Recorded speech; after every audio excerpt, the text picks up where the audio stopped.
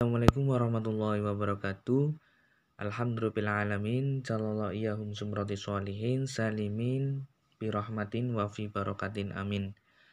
Sebelumnya perkenalkan dulu, kami dari kelompok 3 Filsafat Hukum Islam akan mempresentasikan hasil diskusi dari kelompok kami yang berjudul Sumber Hukum Islam, yang beranggotakan 1. Saya sendiri Syukrufin, 2. Rianita Dwi Putri, 3. Erika Berlian Ayu Saputri, 4. Bahrun Adli Malik. Pengertian sumber hukum Islam adalah asal tempat pengambilan hukum Islam. Sumber hukum Islam disebut juga dengan istilah dalil hukum Islam atau pokok hukum Islam atau dasar hukum Islam. Jadi menurut saya, sumber hukum Islam adalah segala sesuatu yang melahirkan atau menimbulkan aturan yang mempunyai kekuatan, yang bersifat mengikat, yang apabila dilanggar akan menimbulkan sanksi yang tegas dan nyata. Dengan demikian, yang dimaksud dengan sumber hukum Islam adalah segala sesuatu yang dijadikan dasar, acuan, atau pedoman syariat Islam.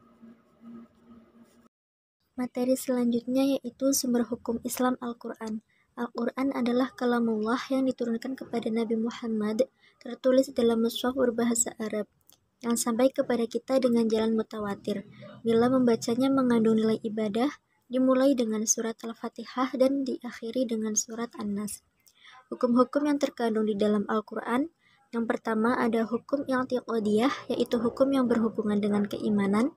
Yang kedua, hukum khuluqiyah, yaitu hukum yang berhubungan dengan akhlak. Yang ketiga, hukum amaliyah, yaitu hukum yang berhubungan dengan perbuatan. Kemudian, sumber hukum Islam Al-Sunnah. Al-Sunnah adalah semua yang bersumber dari Nabi Muhammad SAW selain Al-Quran, baik berupa perkataan, perbuatan, atau persetujuan. Adapun hubungan As-Sunnah dengan Al-Quran dilihat dari sisi materi hukum yang terkandung di dalamnya, yaitu adalah sebagai berikut. Yang pertama ada mu'aqid, yaitu menguatkan hukum suatu peristiwa yang telah ditetapkan Al-Quran, dikuatkan dan dipertegas lagi oleh As-Sunnah. Yang kedua ada bayan, yaitu As-Sunnah menjelaskan terhadap ayat-ayat Al-Quran yang belum jelas.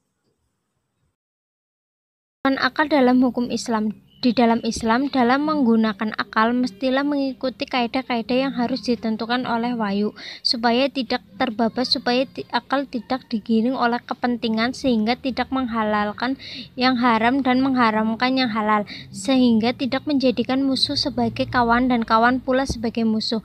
Meskipun demikian, akal bukanlah penentu segalanya, ia tetap memiliki kemampuan dan kapasitas yang terbatas.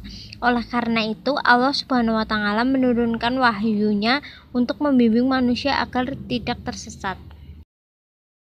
Yaitu kedudukan urf dalam hukum Islam. Para ulama usul sepakat bahwa urf yang tidak bertentangan dengan dalil-dalil syara haruslah dijaga dan dipertimbangkan dalam menetapkan hukum. Nasrun Harun mengatakan bahwa urf yang tidak bertentangan dengan dalil-dalil syara ini bisa dijadikan sebagai hujjah. Dalam beberapa literatur, tidak ada ulama yang secara jelas mengatakan bahwa urf bisa dijadikan sebagai dasar penetapan hukum dan sebagai sumber hukum.